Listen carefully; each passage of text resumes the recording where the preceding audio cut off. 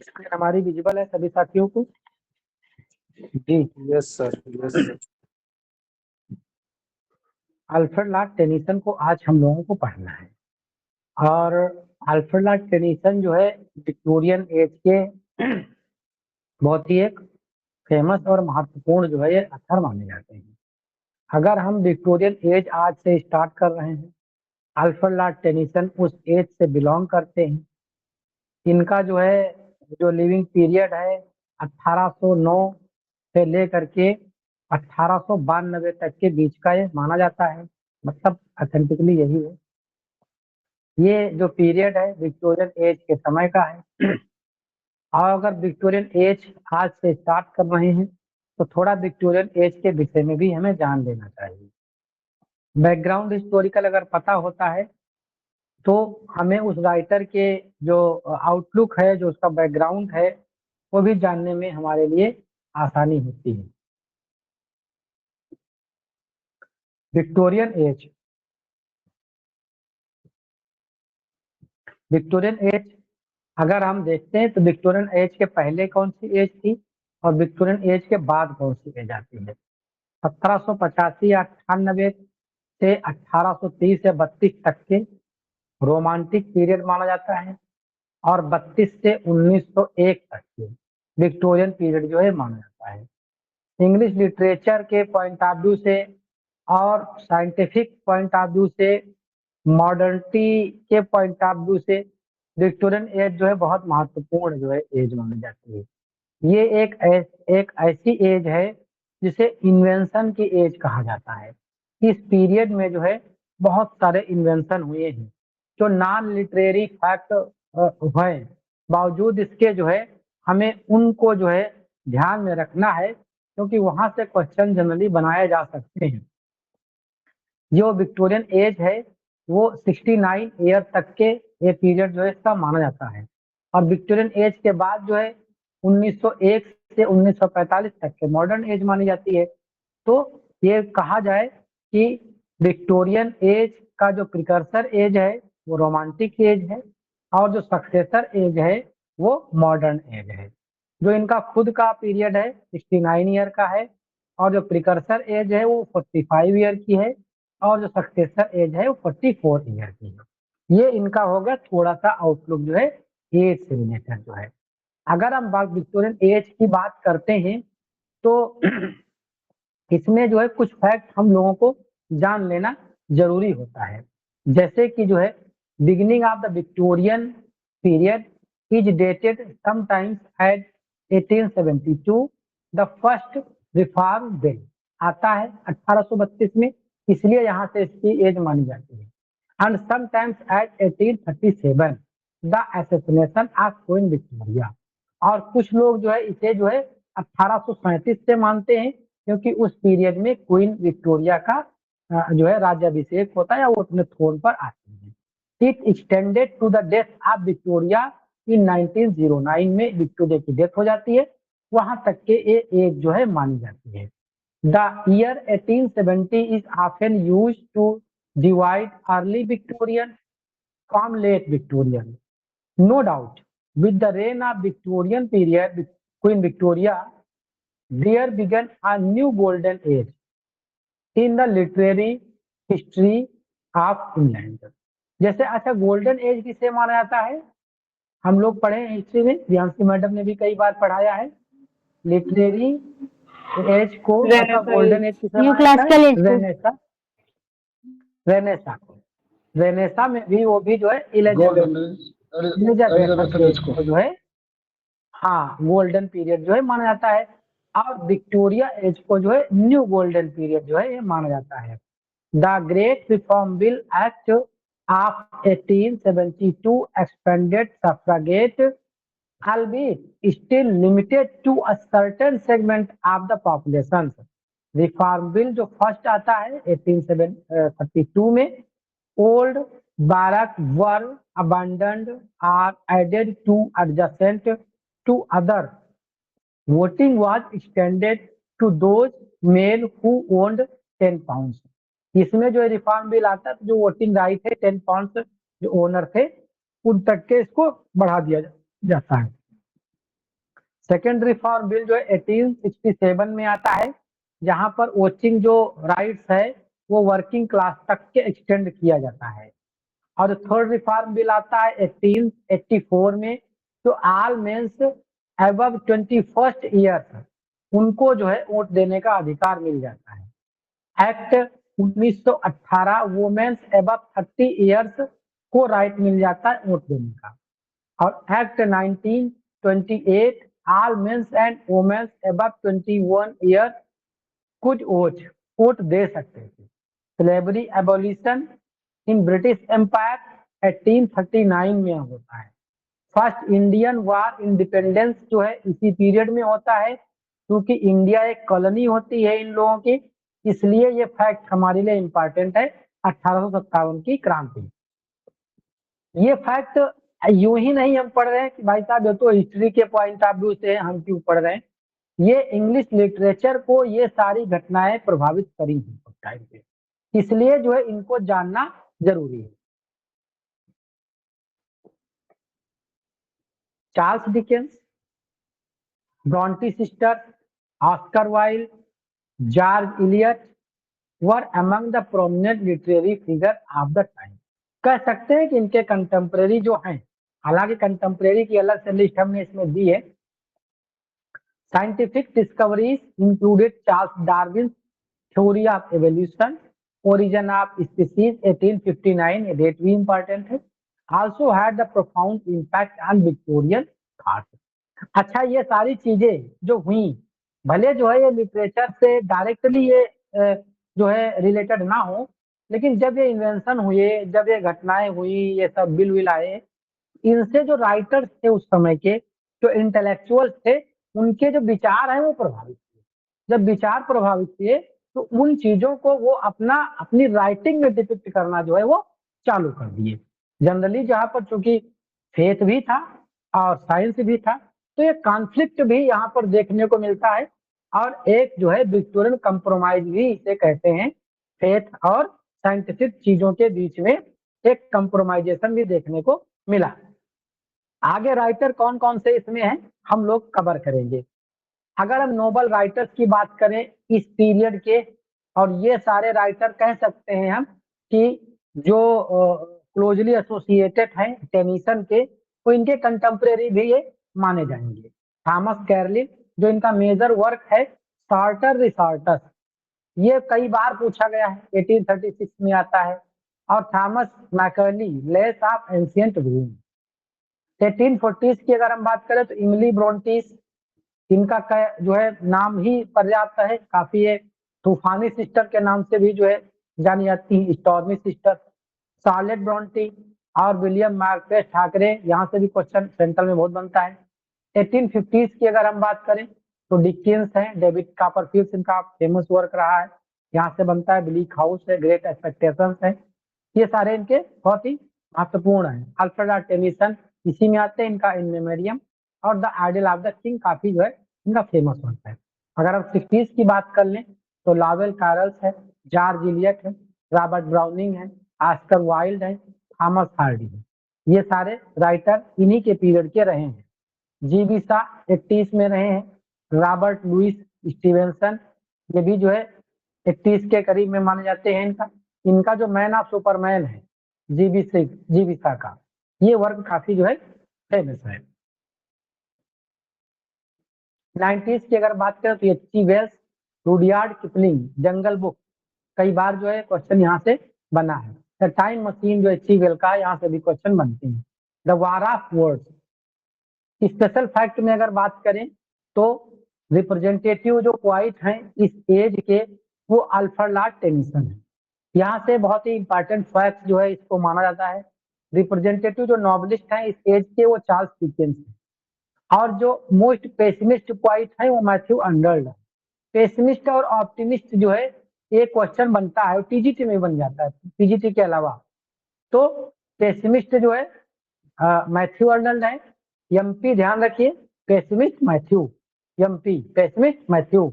और जो ऑप्टिमिस्टिक है Robert browning, optimistic Robert browning. Most pessimist novelist जो है थॉमस हार्डी जो है माने जाते हैं। तो ये कुछ स्पेशल फैक्ट हैं इस एज के। अब हम बढ़ते हैं डिटेल स्टडी की तरफ, जो कि अल्फ्रेड लॉर्ड टेनिसन की हम बायोग्राफिकल सर्वे को डील करेंगे। ये जो चीजें हैं या जो ये राइटर हमने बात करे हैं, इतने राइटर ये जो है इनके कंटेम्प्रेरी राइटर भी आप इन्हें कंसीडर कर सकते हैं। इनका हर एक जो मास्टर वर्क है वो इम्पॉर्टेंट है टेनिसन को पढ़ने के लिहाज से। बाकी ये सारे के सारे विक्टोरियन एज के हैं। इनमें से जो राइटर हमारे पोस्ट ग्रेजुएट में प्रेस्क्राइब्ड हैं उनको तो हम पढ़ेंगे ही पढ़ेंगे। बाकी जो पोस्ट ग्रेजुएट में नहीं है राइटर, जैसे ब्राउनिंग नहीं है, तो क्या इनको हम इग्नोर कर सकते हैं? इग्नोर कर सकते हैं, क्योंकि ऑप्टिमिस्टिक पॉइंट है इनके कई राइटर राइटिंग बहुत फेमस हैं, ड्रामेटिक मोनोलॉग के मास्टर माने जाते हैं। तो इसलिए यहाँ पर किसी भी राइटर को इग्नोर करना एग्जाम के पॉइंट ऑफ व्यू से ठीक नहीं है। अब देखते हैं हम अल्फ्रेड लॉर्ड टेनिसन की। यहाँ तक चीजें समझ आ रही जी? Screen clear?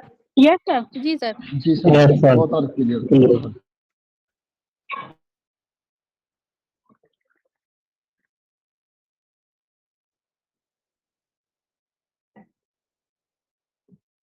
बार्न जो है इनका देखा जाए जन्म 6 अगस्त 1809 को माना जाता है।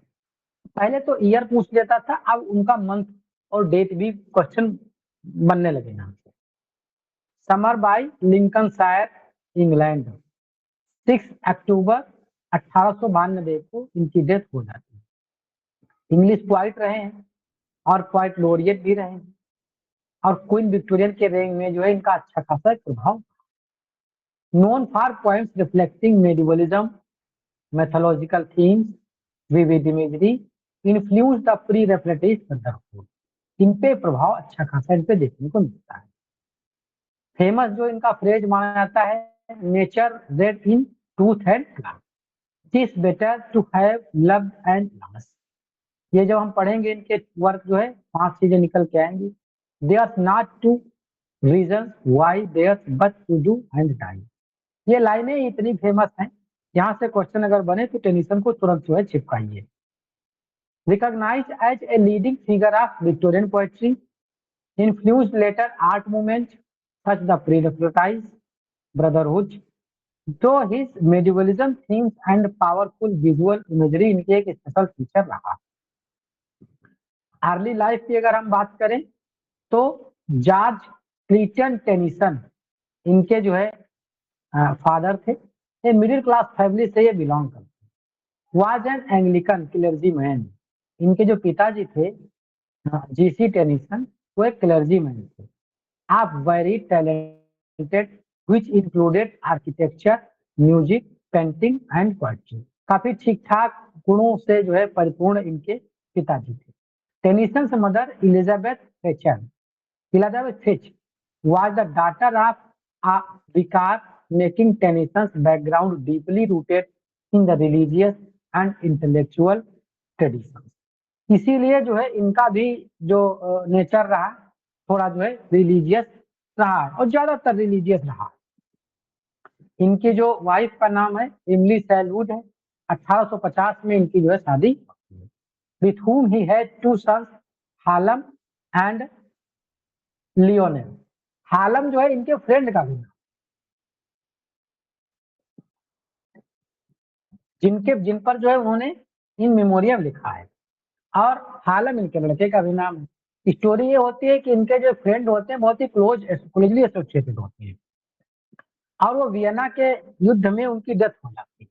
उससे इतना जो है ये सैड होते हैं कि क्रिटिक्स मानने लगते हैं कि कोई व्यक्ति जो है इतना किसी से कैसे एक पुरुष से एसोसिएटेड हो सकता है। तो कई लोग तो इनके ऊपर एलिगेट भी लगाते हैं कि शायद इनका जो है हालम के साथ होमोसेक्सुअल के संबंध रहे।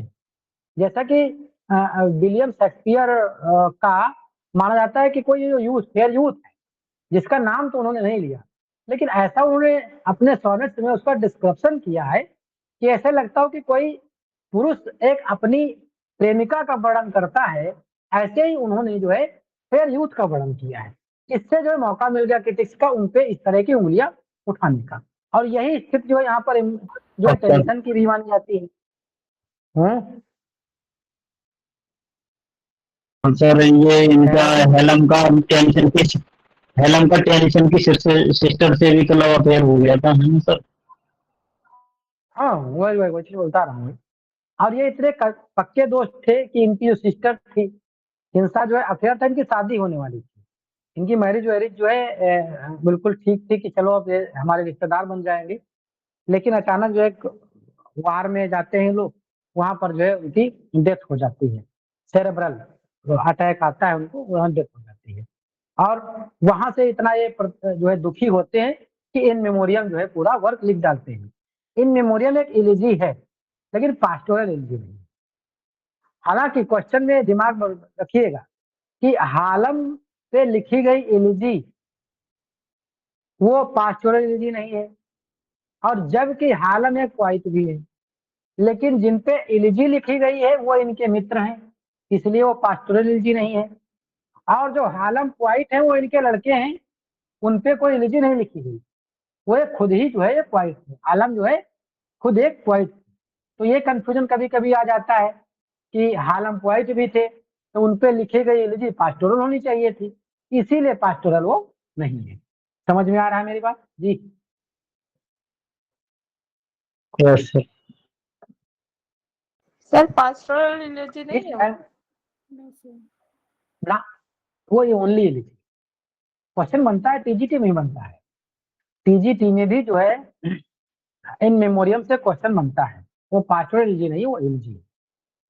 Okay, thank His you sir. family lived at the Firing Fort House on the Isle of Wight and later moved to Aldworth, West Sussex due to frequent disturbance from visitors.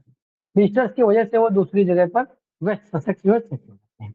Tennyson and his brother began writing poetry in their teens, बहुत छोटी उम्र में लिखना चालू कर देते हैं।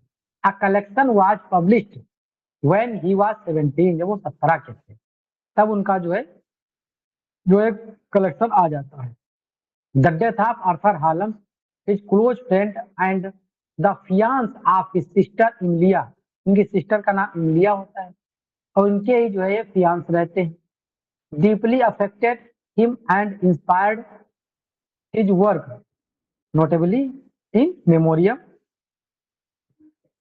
Arthur Henry Hallam, इनका पूरा नाम होता है AH। अगर एजुकेशन की हम बात करें तो attended King Edward 6 grammar school, Louth from 1816 to 1820 के करीब में ये पढ़ते हैं। फिर बाद में जो है ट्रिनिटी कॉलेज में पहुंच जाते हैं कैम्ब्रिज में, 1827 में वहां एडमिशन इनका होता है। Where he joined the Cambridge aperture and intellectual society, there he forged close friendship with notable figures like Hallam, William Henry Brookfield. जब इनके मित्रों की बात आती है तो हालम के साथ साथ में जो है WH ब्रुकफील्ड का भी नाम आता है। तो हाल ये अगर नाम परिचित नहीं है तो इस तरह का क्वेश्चन जो है दिमाग इधर से उधर घुमा सकता है। टेनिसन डिक्लाइन द बैरोनेसी, चूंकि बैरोनेट ये जो है बैरोनेट थे, baronetcy twice but eventually accepted a peerage in 1883 becoming baron, baron कहलाए, तभी से हो गए lord baron, Alfred lord Tennyson. Tennyson was the Aldworth and Pressworth. The honor reflected his significant contribution to British culture and literature. Early publication की अगर हम बात करें तो 17 साल की उम्र में Tennyson and his brother publish A connection poetry titled poems by two brothers, poems by two brothers. और एक टुम्बकटू आता है आगे, अभी देखिए ये 17 साल की उम्र में इनका आता है। इन 1829 he won the chancellor gold medal at the Cambridge for his poem Timbuktu. एक टिम्बकटू जो है इनकी पोइम आती है, उसके लिए जो है इनको 1829 में चांसलर का गोल्ड मेडल जो है मिलता है।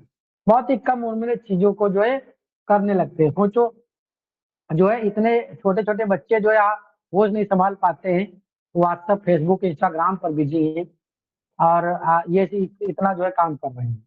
एक जो है मेरे मिलने वाले थे, मतलब हैं अभी, तो उनके जो है बच्चे पढ़ते हैं मठ में। मठ बोले तो गुरुकुल टाइप में होते हैं, तो वहाँ पढ़ते हैं।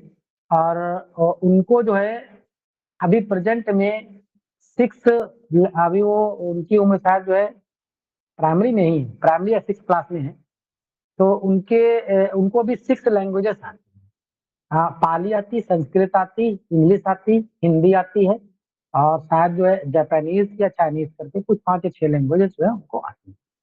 और अभी तक के जो है उनको शॉर्ट वीडियो की और इंस्टाग्राम पे वीडियो, यूट्यूब पे वीडियो, इनको देखने का कोई इंटरेस्ट नहीं दिखा उन बच्चों में। जो है कोई है नहीं, मोबाइल उनके पास है, मोबाइल घर में रखा हुआ है, कभी उनको देखे नहीं गया कि वो इन सब चीजों को देखते हैं। इतना डिसिप्लिन में मठ में उनको रखा गया। क्या गुरुकुल में जो लोग शिक्षा हासिल करते हैं इतना मोबाइल नहीं है उनके पास।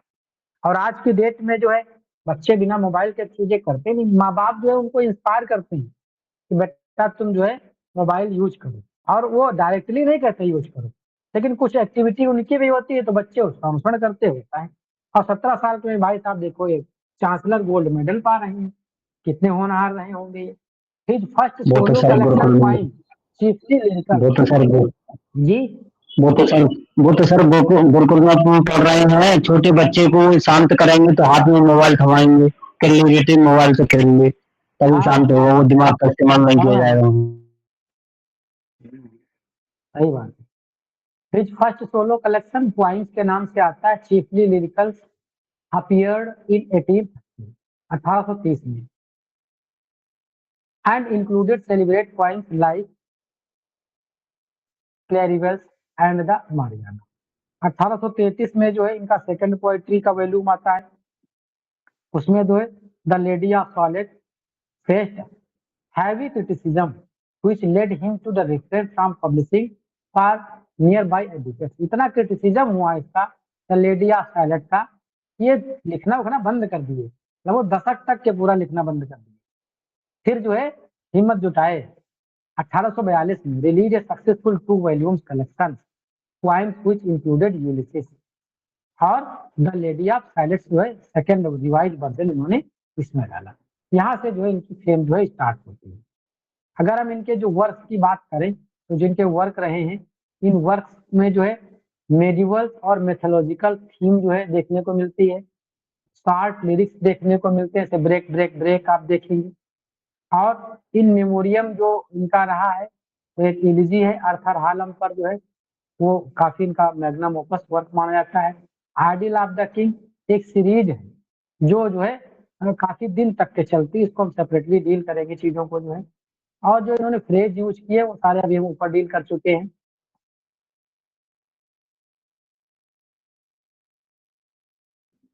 व्हाइट लॉरियट जो है 1850 में बनाए जाते हैं। किसके बाद, क्यों किसके बाद बनाए जाते हैं? विलियम वर्ड्सवर्थ के बाद। Tennyson's duties included writing poetry, commemorates the national events such as quote on the death of the Duke Wellington, quote sung at the opening of the international exhibitions. Tennyson continued the writing and influencing Victorian literature until his death 6th October 1892. He was buried in Westminster Abbey White Corner and honor revised for the most esteemed writers in British history। असल में Tennyson जो है white laureate बनना नहीं चाहे, लेकिन जो Victoria थी वो काफी जो है प्रभावित हुई, तो इनका वर्क इन मेमोरियम था, उससे जो है काफी प्रभावित, क्योंकि उनके भी नियरेस्ट जो थे उन्होंने भी खोया, तो उनको जो है अपनी स्टोरी इस पे नजर आई, इससे काफी वो प्रभावित हुई और इनको जो है पोएट लॉरियट का जो है एक लॉरियटशिप जो है ऑफर की गई थी। तो आज जो है हम लोग इनकी बायोग्राफी को डील किए हैं। आज का सेशन हम लोग यहीं तक रखेंगे।